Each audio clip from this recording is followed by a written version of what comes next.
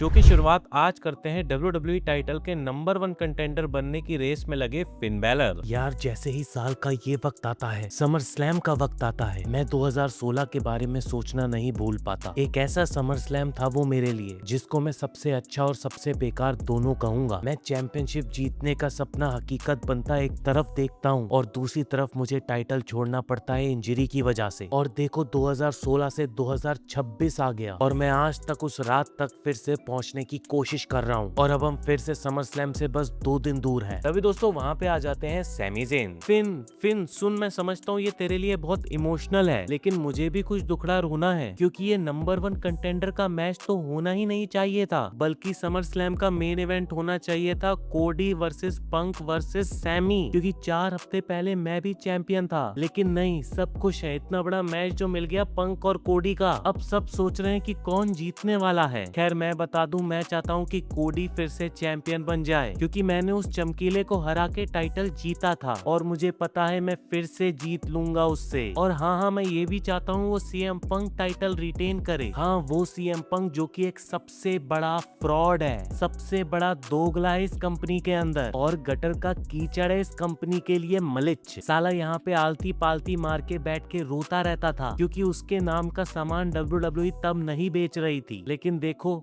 बढ़िया हो गया पंक का तो। अब देखो ना कैसे बन गया है कंपनी की चाटने वाला पोस्टर बॉय, वो भी मेरे से टाइटल चुरा के। और फिन देख, मैं तेरी बहुत रिस्पेक्ट करता हूँ। रिस्पेक्ट गई तेल लेने, तू यहाँ मेरे सामने आकर बात कर, समझा? आ रहा हूँ फिन, सच बोल रहा हूँ और सच ये है कि तू बहुत ग्रेट है। हर कोई यहाँ जानता है कि तू बहुत ग्रेट है। तुझे तो अभी तक 4-5 बार वर्ल्ड चैंपियन बन जाना था, या कहूँ चलो 2-3 बार तो बन ही जाना था। लेकिन फिन तुझे भी समझना होगा कि टाइम की बात है और अब मेरा टाइम है और अब मुझे चैंपियनशिप चाहिए, क्योंकि ये है न्याय के बारे में, सैमी ज़ेन के न्याय के बारे में। न्याय सैमी? अब मेरे न्याय का क्या? 10 साल हो गई मुझे घिसवाते घिसवाते, मेरा टाइम कब आएगा? अब मेरा टाइम है। अरे फिन, अगर तू 10 साल में करीब भी नहीं आ पाया तो हकीकत थोड़ी तो समझ। अबे सैमी, 10 साल मुझे जरूर लग गए दूसरी बार पहुंचने में, तुझे तो 10 साल लग गए सैमी उस चैंपियनशिप को छूने में। मैंने टाइटल एक दिन में छोड़ा इंजरी की वजह से। तूने कितने दिन टाइटल रखा है? 9 दिन। और क्यों गया टाइटल? ना तू इंजर्ड था, ना तेरे कोई मैच में बीच में घुसा, तू हार गया था बे।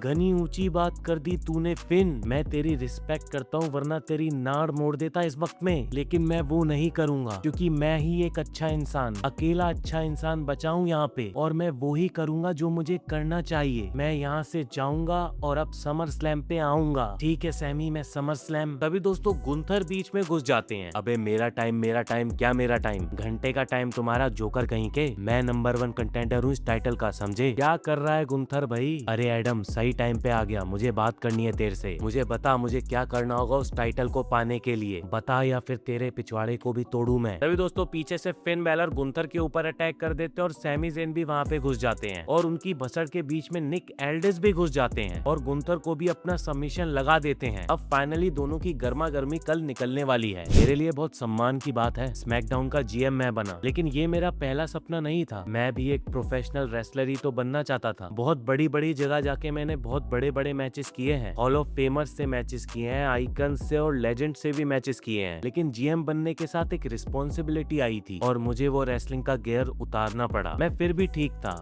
लेकिन जब उस गुंथर ने मुझे अटैक किया और बार बार मेरे ऊपर अटैक किया, फिर इस शरीफ को भी शराफत छोड़नी पड़ी। और जब एक शरीफ मर्द शराफत छोड़ता है ना, तो वो घातक बन जाता है। वहीं फिर दोस्तों आज टिफनी स्ट्रैटन और चेल्सी के बीच में भी मैच होता है, बी फैब और मिशन के साथ में। मैच में जेड टिफनी के ऊपर अटैक कर देती हैं और चेल्सी ग्रीन को भी बाकी 2 बंदी निपटा देती हैं और वहाँ पे मैच को भी निकाल लेती हैं। फिर वहाँ पे दोस्तों शार्लेट फ्लेयर आ जाती हैं। चेल्सी ग्रीन और टिफनी बी फैब और मिशन से लड़ने लगती हैं और शार्लेट और जेड का वहाँ पे 1-on-1 फेस ऑफ भी हो जाता है और अब लग रहा है यही अटैक शार्लेट के ऊपर महंगा पड़ने वाला है। अरे तुम लोग यहाँ क्या कर रहे हो? जो तुम लोग यहाँ नहीं कर पाते हो, स्टोरी लाइन दे रहे हैं। हा। अब ये बताओ, तुम लोगों ने डैन हाउजन को देखा है? नहीं, हमने नहीं देखा। अबे तुझे क्या पता छिपकली, तू तो यहाँ था भी नहीं। मैं मैक्सिको था, ट्रेनिंग कर रहा था। तू ट्रेनिंग ही कर और ये टाइटल जेडी को दे दे, समझा? अच्छा चल मैच कर ले फिर। वहीं पे दोस्तों आज रे फिनिक्स का मैच हो जाता है जेडी मैकडोना के साथ में, AAA क्रूजरवेट टाइटल के लिए। मैच में डोमिनिक को घुसना था तो वो घुसते हैं, लेकिन रेफरी उनको बाहर भगाने लगते हैं। तभी वहाँ पे पीछे से डैन हाउजन आ जाते हैं और मिनी हाउसेंस के साथ में डोमिनिक के ऊपर अटैक कर देते हैं। वहीं रे फिनिक्स मैच निकाल लेते हैं मसल बस्टर मार के। रे फिनिक्स मैच के बाद ही जेडी को वहाँ पे थैंक्स भी बोलते हैं, क्योंकि जो भी बंदा जेडी के साथ में मैच करता है उसको बड़ा मजा आता है। जेडी अपने ओपोनेंट्स को स्ट्रॉन्ग दिखाने में बहुत हेल्प करते हैं और यही खास चीज है जेडी मैकडोना के अंदर। वहीं डैनहाउजन भी डोमिनिक को कर्स करने की कोशिश तो करते हैं, लेकिन बार बार डैनहाउजन फेल ही होते हैं, जो कि शायद हिंट दे रहा है कि डैनहाउजन मैच नहीं जीत पाएंगे डोमिनिक मिस्टीरियो से। हम भूल गए थे कि हम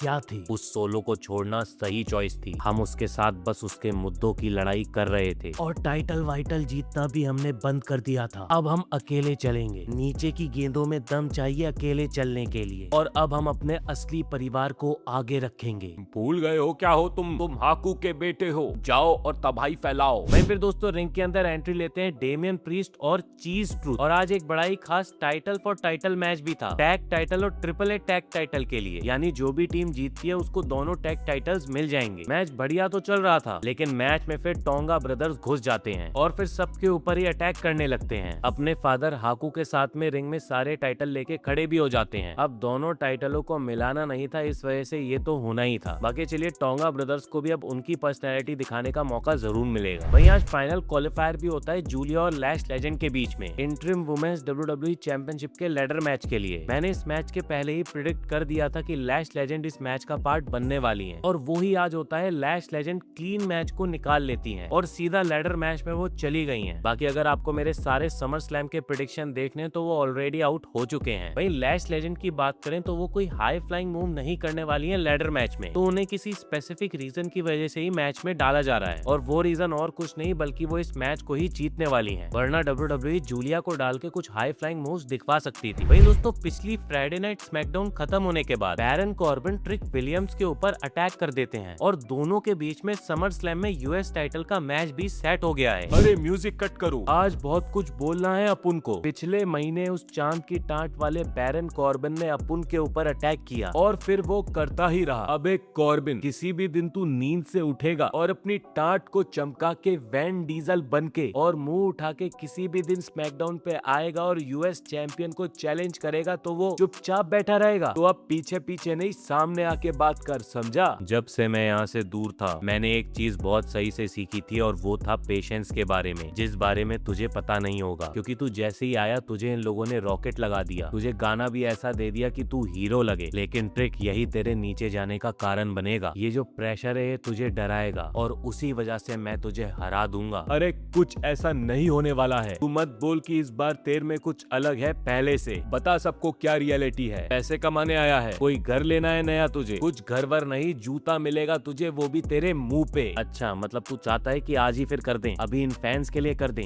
दें, लेकिन नहीं करूंगा, क्योंकि तू अभी भी 9 सीख किया ही है, समझा। और संडे को मैं टाइटल भी ले लूंगा, रोक सके तो रोक लेना। अरे ओ टकले, संडे को ना मेरा टाइटल जाएगा ना कुछ और जाएगा, लेकिन जाएंगे तेरे बचे हुए टाट के बाल। वहीं दोस्तों क्या Cody Rhodes heel turn up करने वाले हैं? क्योंकि दोस्तों रिसेंटली एक हाउस शो के अंदर कोडी रोड्स जबरदस्ती सीएम पंक को कोनी ही मार देते हैं, जो कि दोनों के बीच की गर्मा गर्मी को और बढ़ा देता है। दोस्तों मैं हूँ अभी सीएम पंक के साथ में। पंक जी क्या चल रहा है कोडी के साथ में? क्या चल रहा है? मैच होने वाला है और इस मैच का वेट हम दोनों को काफी टाइम से था। और क्या वो अभी मेरा दोस्त है?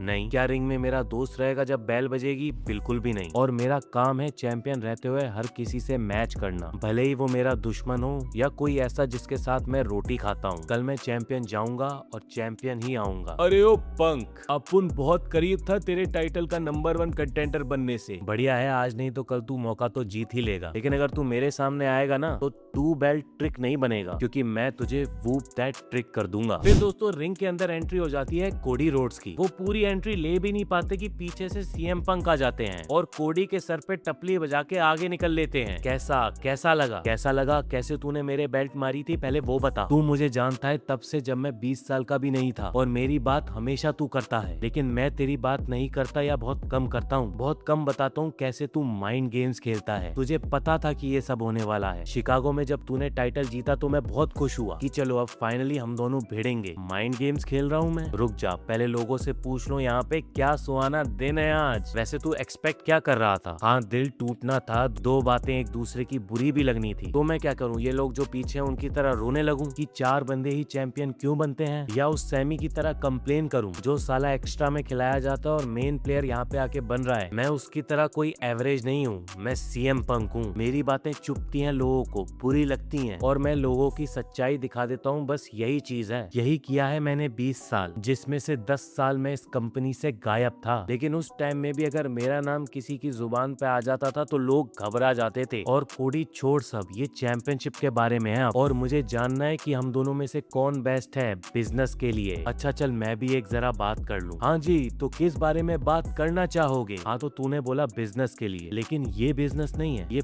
पर्सनल है। तुझे पता है ये मेरे लिए कितनी पर्सनल है? ये उनके लिए पर्सनल है जिन पे है, और उनके लिए भी पर्सनल है जिन पे नहीं है, क्योंकि जिस पे ये होती है वो होता है बेस्ट इन द वर्ल्ड। इसका मतलब है उसके पास क्राउन है, वो ही किंग है। और तूने भी एक बार कहा था कि तू यहाँ दोस्त बनाने नहीं, पैसे बनाने आया है। हाँ, बनाने नहीं आया था, लेकिन बने हुए हैं उनके बारे में नहीं बोला था। लेकिन अगर इस टाइटल के लिए मुझे कुछ लोग छोड़ने पड़े तो मैं छोड़ भी दूंगा, और इस बारे में कल पता चल ही जाएगा। एक शब्द मुझे यहाँ पे अच्छा नहीं लगा सुन के, कल। अरे कल को छोड़, तू ये बता तू आज क्या करने वाला है? तभी दोस्तों सीएम पंक 2-2 हाथ के लिए रेडी हो जाते हैं, और कोडी रोड्स को तो ये करने में ही मजा आता है। दोनों बंदों के बीच में भसड़ मच जाती है और सिक्योरिटी वहाँ पे उनको रोकने आ जाती है। अब इसमें और जो शो के शुरुआत में हुआ था उसमें बिल्कुल भी डिफरेंस ही नजर नहीं आया। कोडी रोड्स की हर स्टोरी ऐसी सेम ही क्यों रहती है, मेरे को समझ ही नहीं आता। कोई ना कोई क्रिएटिव बड़ा चेंज क्यों नहीं लाते इनकी स्टोरी में। खैर दोस्तों, अब देखते हैं समर स्लैम में क्या होने वाला है। मिलता हूँ अब आपसे नेक्स्ट वीडियो के साथ में, तब तक के लिए सायोनारा।